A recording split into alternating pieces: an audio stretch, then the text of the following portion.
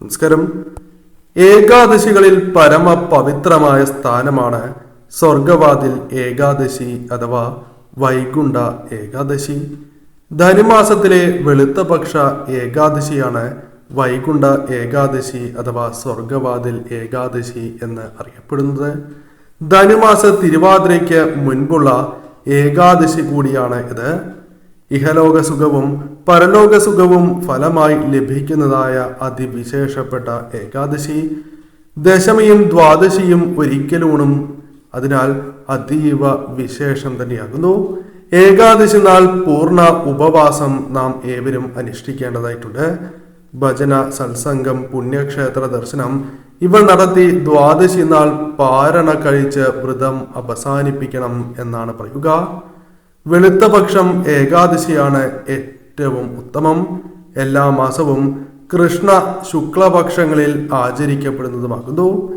ഗൃഹസ്ഥരായുള്ളവർ ശുക്ലപക്ഷ ഏകാദശിയും വാനപ്രസ്ഥർ, വിധവകൾ മുതലായവർ ഇരുപക്ഷ ഏകാദശിയുമാണ് ആചരിക്കാറുള്ളത്. എല്ലാ നിലയിൽ ഉള്ളവർക്കും ഏകാദശി വ്രതാനുഷ്ഠാനം പരമൌഷധമായി വിധിച്ചിട്ടുമുണ്ട്. ഭഗവാൻ ശ്രീകൃഷ്ണൻ സഹപാഠിയായിരുന്ന കുചേലനെ കുബേരനാക്കിയ ദിനമാണ് സ്വർഗവാതിൽ അഥവാ വൈകുണ്ഠ ഏകാദശി എന്നും ഐതിഹ്യമുണ്ട്. പുരാണ കഥകൾ അനുസരിച്ച് ഏകാദശി ഒരു ദേവിയാണ്, ഏകാദശി ദേവി. ഈ ദേവി വിഷ്ണുവിൽ നിന്നും അഥവാ സാക്ഷാൽ മഹാവിഷ്ണു ഭഗവാനിൽ നിന്നും ഉത്ഭവിച്ചതുമാണ്. ബ്രഹ്മദേവൻ സൃഷ്ടിച്ച അസുരനാണ് താലഞ്ജകൻ, അദ്ദേഹത്തിന്റെ മകൻ മുരൻ. ഇരുവരും ചന്ദ്രാവതിപുരിയിലായിരുന്നു താമസം. അവർ ഇന്ദ്രലോകം ആക്രമിക്കുകയും ദേവേന്ദ്രസ്ഥാനം തട്ടിയെടുക്കുകയും ചെയ്തപ്പോൾ ദേവന്മാർ മഹാദേവനിൽ അഭയം പ്രാപിച്ചു അഥവാ ശരണം പ്രാപിച്ചു. മഹാദേവനാകട്ടെ അവരെ വിഷ്ണുവിന്റെ അടുത്തേക്ക് അയക്കുകയും ചെയ്തു.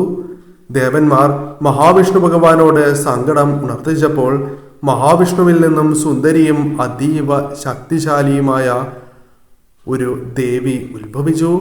അന്ന് ഏകാദശി ദിവസം ആയതുകൊണ്ട് ദേവിക്ക് ഏകാദശി ദേവി എന്ന് പേരിടുകയും ചെയ്തു.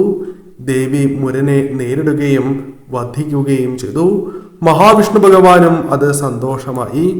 എന്താണ് വരം വേണ്ടത് എന്ന് ചോദിച്ചപ്പോൾ സ്വന്തം പേരിൽ ഒരു വ്രതം ഉണ്ടാകണം എന്നും അത് എല്ലാ വ്രതങ്ങളിലും ശ്രേഷ്ഠമായിരിക്കണം അഥവാ എല്ലാ വ്രതങ്ങളെയും അപേക്ഷിച്ച് ഏറ്റവും ശ്രേയസ്കരമായിരിക്കണം എന്നും അത് അനുഷ്ഠിക്കാത്തവർക്ക് കടുത്ത ശിക്ഷ നൽകണം എന്നും ദേവി ആവശ്യപ്പെട്ടു. മഹാവിഷ്ണു ഭഗവാൻ അത് സമ്മതിക്കുകയുമുണ്ടായി.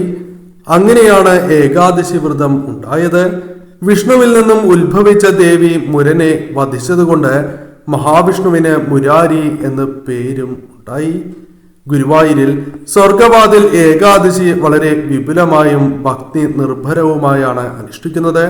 സ്വർഗവാതിൽ ഏകാദശി ദിവസം തിരുവനന്തപുരം ശ്രീ പത്മനാഭസ്വാമി ക്ഷേത്രത്തിൽ സ്വർഗവാതിൽ ഏകാദശി ദിവസം തിരുവനന്തപുരം ശ്രീ പത്മനാഭസ്വാമി ക്ഷേത്രത്തിൽ ശ്രീകോവിലിനകത്തുള്ള ഒരു വാതിൽ സ്വർഗവാതിലായി കണക്കാക്കി പ്രത്യേക പൂജകൾ നടക്കും.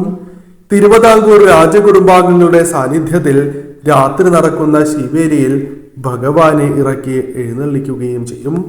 ഈ ദിവസം മഹാവിഷ്ണു ക്ഷേത്ര ദർശനം നടത്തുകയും ക്ഷേത്രത്തിന്റെ ഒരു നടയിലൂടെ കയറി മറ്റൊരു നടയിലൂടെ പുറത്തേക്ക് ഇറങ്ങുകയുമാണ് ചെയ്യുന്നത്. ഇപ്രകാരം നിങ്ങൾ ചെയ്യുകയാണ് എങ്കിൽ സ്വർഗത്തിലെത്തിയ പുണ്യം ലഭിക്കും എന്നാണ് വിശ്വാസം. കുരുക്ഷേത്ര യുദ്ധത്തിൽ അർജുനന് സാക്ഷാൽ ഭഗവാൻ കൃഷ്ണൻ ജീവിതത്തിന്റെയും മരണത്തിന്റെയും തത്വശാസ്ത്രം ഭഗവത്ഗീതയിലൂടെ ഉപദേശിച്ചതും ഈ ദിവസമാണ് എന്നാണ് കരുതുന്നത്. അതിനാൽ സ്വർഗവാതിൽ ഏകാദശി ദിനത്തെ ഗീതാജയന്തി ഉത്സവ ദിനമായും ആഘോഷിക്കുന്നതുമാണ്. നാളെ വിളക്ക് തെളിയിക്കുമ്പോൾ ശ്രദ്ധിക്കേണ്ടതായ ചില കാര്യങ്ങൾ ആദ്യമേ പരാമർശിക്കാം. നെയ്വിളക്ക് 2 നേരം നിങ്ങൾ തെളിയിക്കണം. അത് ഭദ്രദീപമാണ് ഏറ്റവും ശുഭം. അതിനാൽ ഭദ്രദീപം തന്നെ തെളിയിക്കുക. വിളക്ക് കഴുകി വൃത്തിയാക്കിയതിന് ശേഷമാണ് ഇപ്രകാരം ചെയ്യേണ്ടത്. കരിന്തിരി കത്താതിരിക്കുവാൻ നിങ്ങൾ പ്രത്യേകം ശ്രദ്ധിക്കേണ്ടതായിട്ടുണ്ട്. വെളുപ്പിന് 4 മണി മുതൽ വൈകുന്നേരം 3:50 വരെയുള്ള സമയത്ത് അഖണ്ഡ ദീപം തെളിയിക്കുന്നത് ഏറ്റവും ഉത്തമമാകുന്നു. ഒരു നാണയം വിളക്കിനടിയിൽ വെച്ച് തെളിയിക്കുന്നത് സർവശ്രേയസ്കരം തന്നെയാകുന്നു. ഒരു താലത്തിൽ നെയ്, പാല്, കൽക്കണ്ടം, മഞ്ഞ പുഷ്പങ്ങൾ, നാരായണീയം സമർപ്പിക്കുന്നതും ഉത്തമമാണ്. അതോടൊപ്പം മാമ്പഴം സമർപ്പിക്കുന്നതും പുഷ്പങ്ങൾ മുൻപ് പരാമർശിച്ചതുപോലെ സമർപ്പിച്ച് പ്രാർത്ഥിക്കുന്നതും സർവൈശ്വര്യപ്രദമാകുന്നു. ആരോഗ്യവും ഭാഗ്യവും വിദ്യയിൽ ഉയർച്ച നേടുകയും ലക്ഷ്മി കടാക്ഷത്താൽ ആ വീടുകൾ ഉയരുന്നതിനും സഹായകരമായി തീരും. ലക്ഷ്മി നാരായണ കടാക്ഷമാണ് ആ വീടുകളിലേക്ക് വന്നു ചേരുക. അതിനാൽ തീർച്ചയായും നാളെ ഈ കാര്യം ചെയ്യാതിരിക്കരുത് എന്ന കാര്യം പ്രത്യേകം ഓർക്കണം. കൂടാതെ നാരായണീയം രാവിലെയും വൈകുന്നേരവും പാരായണം ചെയ്യുന്നതും ഏറ്റവും ഉത്തമം കൂടിയാകുന്നു.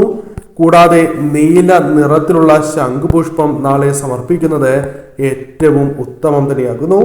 നീല നിറത്തിലുള്ള ശംഖുപുഷ്പം സമർപ്പിക്കുമ്പോൾ തീർച്ചയായും മന്ത്രം ജപിക്കുന്നത് ഏറ്റവും ഉത്തമമാകുന്നു. സത് അക്ഷര കൃഷ്ണമന്ത്രം നാളെ ജപിക്കുന്നത് ഏറ്റവും ശുഭകരമാണ്.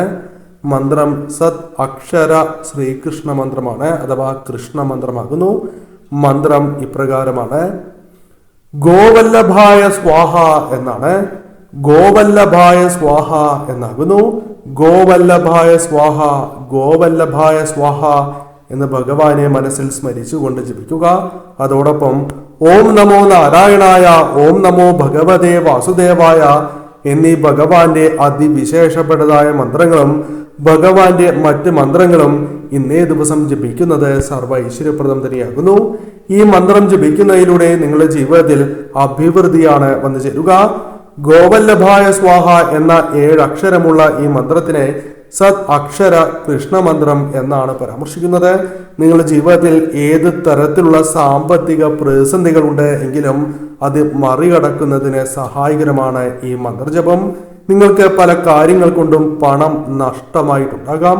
ആ പണം തിരികെ ലഭിക്കുന്നതിനും ജീവിതത്തിൽ ഭാഗ്യവും ഐശ്വര്യവും വർദ്ധിക്കുന്നതിനും ഈ മന്ത്രജപം ഏറ്റവും വിശേഷം തന്നെയാകുന്നു. തീർച്ചയായും ഈ കാര്യങ്ങൾ നാളെ ഏവരും ചെയ്യുക.